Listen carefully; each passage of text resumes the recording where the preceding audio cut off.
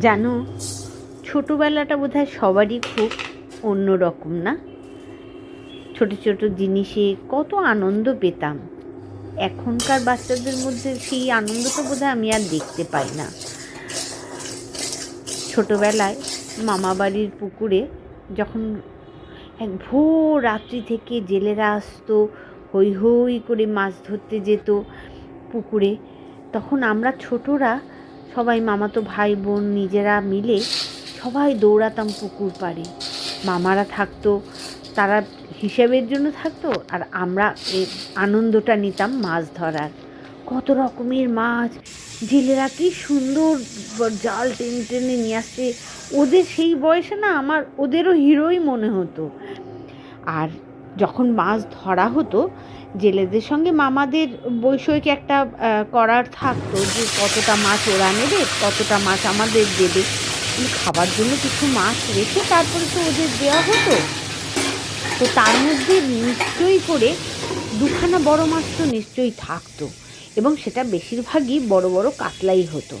আর এই কাতলা মাছের মুড়ো দিয়ে মুড়ি ঘন্ট, সে যে কি অপূর্ব স্বাদের হয় সে তো বলে বোঝানো যাবে না। আজকালকার বাচ্চারা মুড়ি ঘন্টটা এতটা রিলিশ করে কি জানি না। আমার ছেলেমেয়েদের অবশ্য আমি শিখিয়েছিলাম। এই ব্যাপারে একটা খুব মজার গল্প আছে। আমার বৌমা কোনোদিন মুড়ি ঘন্ট খায়নি। আমি যখন তাকে রান্না করে খাইয়েছিলাম, তার ভীষণ ভাল লেগেছিল। সে আমাকে বলেছিল যে মা, এটা বেশ মুড়ি ঘন্ট না বলে মাছের মাথার পোলাও বললেও বোধহয় চলে। তো আমি হেসেছিলাম। এটা কিন্তু সত্যি কথা। খুব ছোটোবেলায় মা যখন মুড়ি ঘন্ট রান্না করতো, আমি কিন্তু মুড়ি দিয়ে কোনো দিন দেখিনি। মাকে বলতাম, মা তুমি মুড়ি ঘন্ট বলো তো, মুড়িটা কোথায়, করো তো চাল দিয়ে। তো মা খুব হেসে চুপ করে যেতেন। পরে যখন নিজে বানাতে শুরু করলাম, তখন একটা যুক্তি নিজের মতো করে খাড়া করে নিলাম।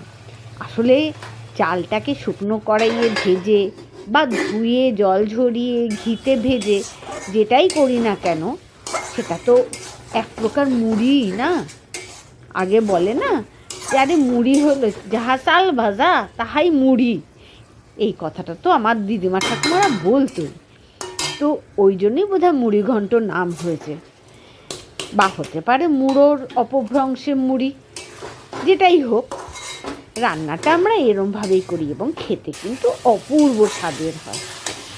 আর আমি দুভাবেই করি। একটা হচ্ছে শুকনো কড়াইয়ে চালটাকে ভেজে, বা কখনো ঘি দিয়ে ভেজে। আর পেঁয়াজ ব্যাপারটা, পেঁয়াজ রসুন আমরা মুড়ি ঘন্টতে দিই না, জেনারেলি আমরা দিই না। তার কারণ সবসময় টাটকা মাথার মুড়ি ঘন্ট হতো, তো তাতে আমরা কখনো এই পেঁয়াজ রসুনের ব্যাপারটা ব্যবহার করতাম না। কিন্তু এখন হয় কি, ফ্রিজে যদি মাছের মাথাটা রয়ে যায়, তাতে কেমন যেন একটা আষ্টে গন্ধ হয়। তাই জন্য আমি যখন ফ্রিজ থেকে বার করে করি, তখন একটু পেঁয়াজের ব্যবহারটা করি। নয়তো আমি টাটকা মাথা সেদিন এনে যদি করি, তাহলে কিন্তু আমি পেঁয়াজটাও দিই না।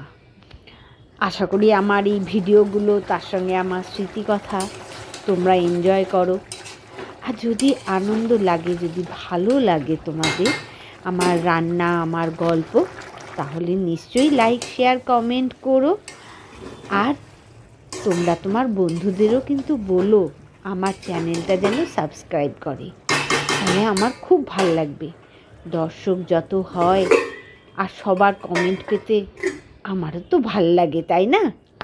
আমিও নিয়ে আসবো আমার স্মৃতিকথা নিয়ে তোমাদের কাছে, আরও অনেক এরকম রান্না। আজ তবে আসি, তোমরা সবাই ভালো থেকো। কেমন? আজ এই পর্যন্তই।